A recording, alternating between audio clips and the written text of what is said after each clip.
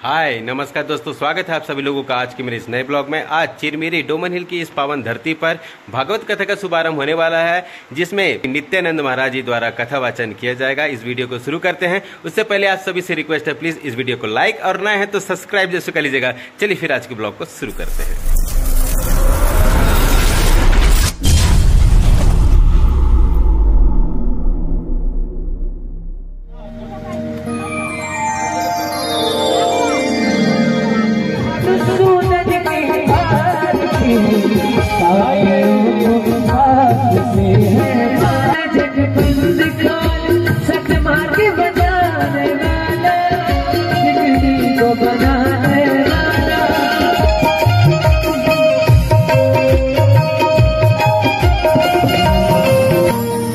जो दूर दराज से आए हैं, माताएं, बहनें, भाई, बंधु, और जो यह साउंड सिस्टम के माध्यम से, ध्वनि विश्लेषण के माध्यम से अपने घर पर बैठ करके, अपने दुकान पर बिजनेस के व्यापार के माध्यम से जो कथा श्रवण कर रहे हैं, जो फेसबुक यूट्यूब के माध्यम से श्रवण कर रहे हैं, उन सभी भक्तों को जय श्री राधे, जय श्री कृष्णा, जय श्री मंगल।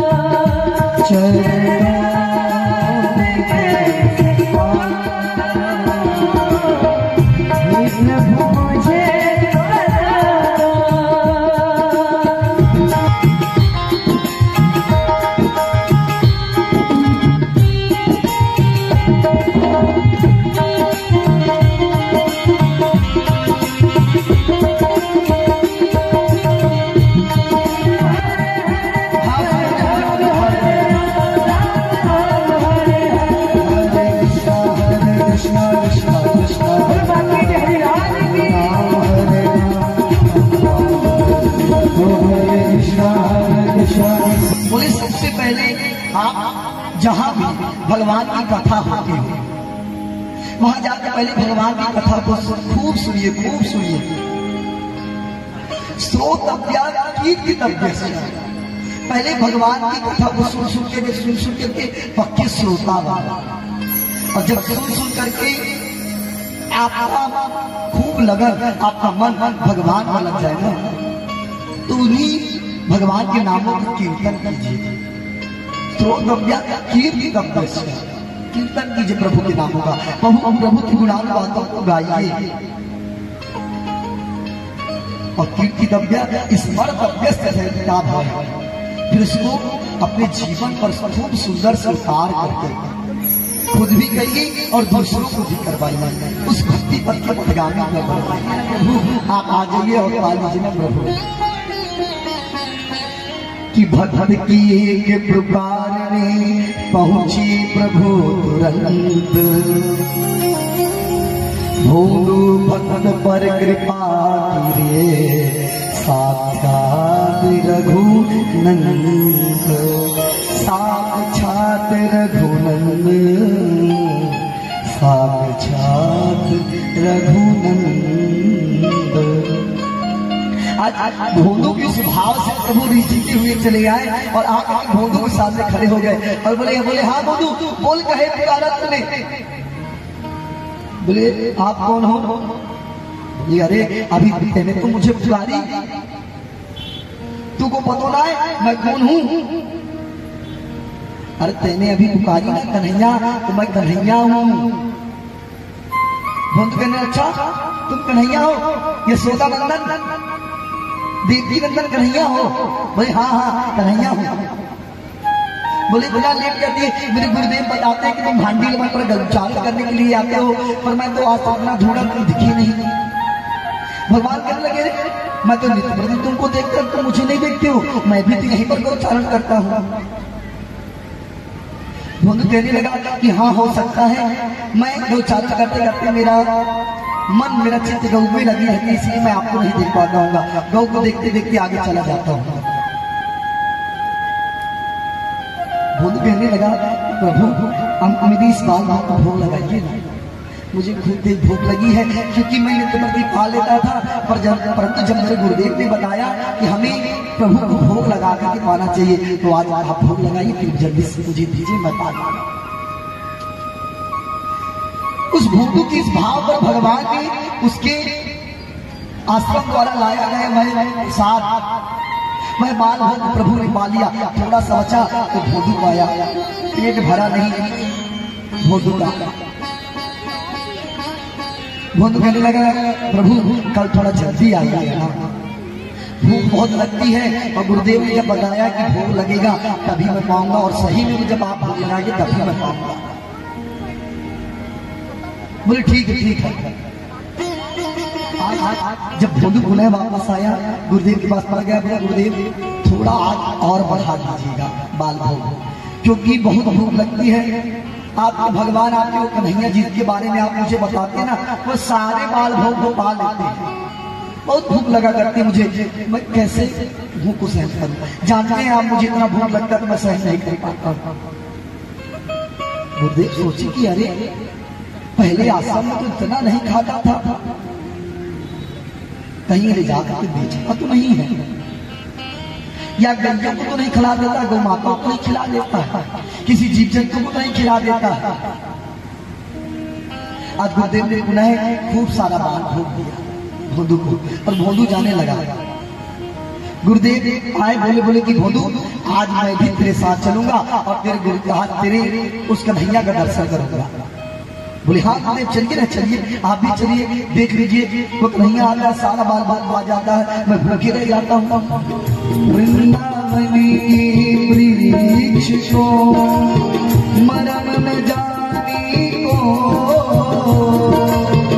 मरम न जाने को, और डाल डाल और पात पात श्री राधा राधा हो, श्री राधा राधा हो, श्री राधा इसलिए गाइए राधा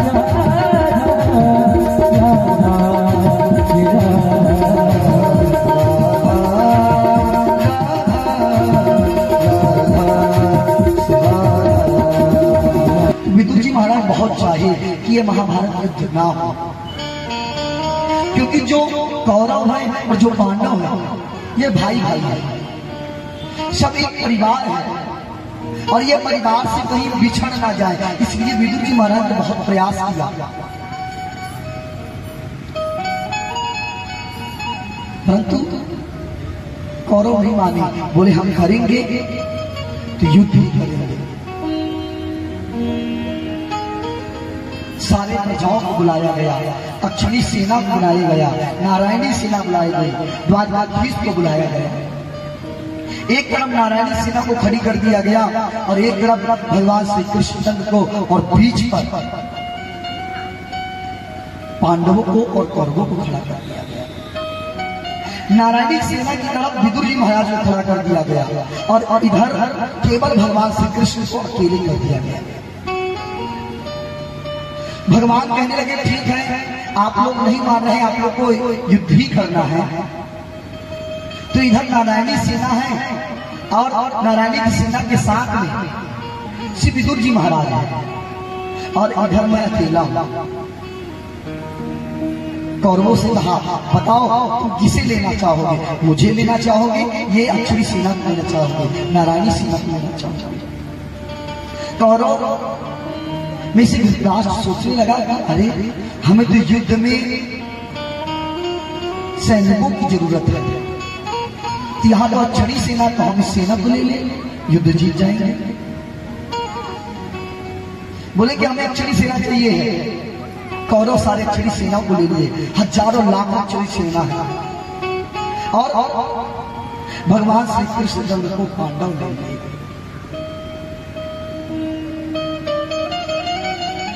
सुखदेव जी महाराज कहते हैं, परीक्षित आज पांडव विजय, महाभारत की विजय को प्राप्ति कैसे कर पाए और कौरव क्यों हार गए, इसका कारण सुनना।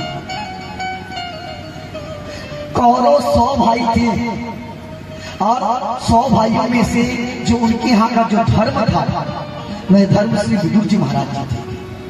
और पांडव 5 भाई थे, 5 भाई में से जो धर्म थे बड़े थे वह युधिष्ठिर जी महाराज थे, और उधर पर श्री विदुर जी महाराज थे। सारी सेनाओं को बांट दिया गया। आज धृतराष्ट्र मिला है, धृतराष्ट्र को समझा रहे विदुर जी महाराज, परंतु नहीं समझे। दुर्योधन जब धृतराष्ट्र के पास आया तो धृतराष्ट्र कहने लगे कि आज मेरे पास विदुर आया था, और विदुर आकर मेरे से कहता है कि युद्ध ना हो, युद्ध को विराम कर दे, युद्ध प्रारंभ ही ना हो।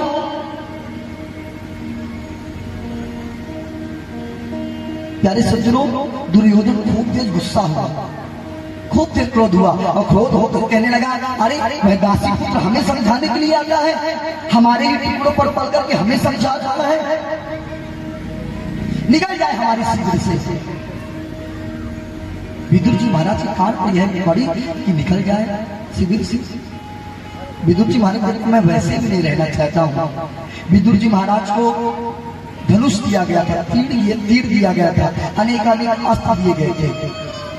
विदुर जी महाराज आए और सारे अस्त्रों को वही डहली पर रखे, और डहली पर रख करके चले गए तीर दिलाया।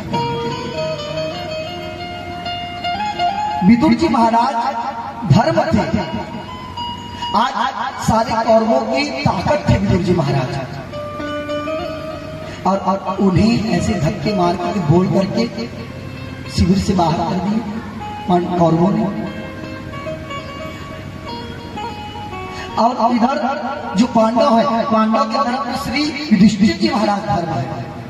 युधिष्ठिर जी महाराज अगर अर्जुन को, नकुल को, सहदेव को, भीम को कह देते हैं कि देखो हमें आज इस अस्त्र का प्रयोग युद्ध पर नहीं करना है, तो कोई भी उस अस्त्र का प्रयोग नहीं करते हैं, उनकी बात को मानते हैं, उस धर्म की बात को मानते हैं। तो कहते हैं प्यारे सज्जनों, धर्मो रक्षति रक्षता, अगर आप धर्म की रक्षा करेंगे तो धर्म आपकी रक्षा करेगा, अगर आप धर्म की रक्षा नहीं करेंगे तो धर्म आपकी भी रक्षा नहीं करेगा।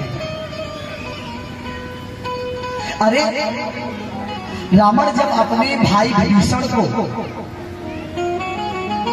लंका से बाहर भगा दिया, वहां पर भी रावण के यहाँ भी धर्म था, और वहां पे धर्म पर विभीषण जी महाराज थे, उनको भगा दिए। अंत में हुआ क्या, रावण हार गया। आज वही समझा रहे हैं सुखदेव महाराज, परीक्षित हमें सदा अपने धर्म की रक्षा करना चाहिए। धर्म की रक्षा करेंगे तो धर्म हमारी रक्षा करेगा। और मेरे माई, मेरे बाप, मेरे भाई, मेरे बंधु, आप सभी कान खोल कर यह बात सुन लीजिए कि आप अपने सनातन धर्म की खूब रक्षा कीजिए, क्योंकि अब ऐसे ऐसे विधर्मी आ चुके हैं कि आपके पास आएंगे, क्योंकि हमारे जो हिंदू हैं, हमारे हिंदू भाई बहन हैं, बहुत सरल हैं, बहुत सीधे हैं, बहुत भोले भाले हैं। दूसरे धर्म के लोग आते हैं और आकर बहला फुसला करके कुछ पैसे की लालच दे करके धर्म को परिवर्तन करा देते हैं। प्यारे सज्जनों, उससे बचिए। कहते हैं जब युद्ध विश्राम हो गया, भगवान अपने धराधाम को चले गए, तब विदुर जी महाराज यात्रा करके लौट करके आते हैं, तो ब्रज वृंदावन धाम पर यमुना पुरी पर पहुंचते हैं। वहीं पर उद्धव जी महाराज से विदुर जी महाराज की भेंट हो जाती है। उद्धव जी महाराज से विदुर जी महाराज पूछते कि अरे हमारा कन्हैया कैसा है, हमारे पांडव कैसे हैं। आज विदुर जी महाराज ने उन कौरवों को भी पूछा है कि कौरव कैसे हैं, युद्ध हुआ नहीं हुआ, क्या हुआ। उद्धव कहने लगे कि अरे क्या बताओ, सारे कौरव मारे गए, पांडव विजय प्राप्त हो गए और भगवान सारे लीलाओं को करके अपने धराधाम को चले गए। और जब ये ही सुना विदुर जी महाराज कि भगवान अपने धराधाम को चले गए, बड़े दुखित हुए। उद्धव जी महाराज कहे परंतु मुझसे प्रभु जाते समय यह कह के गए हैं कि अगर विदुर वापस आएंगे तो विदुर से कह देना कि जाग के हरिद्वार पर मैत्री मुनि से मिल लेंगे।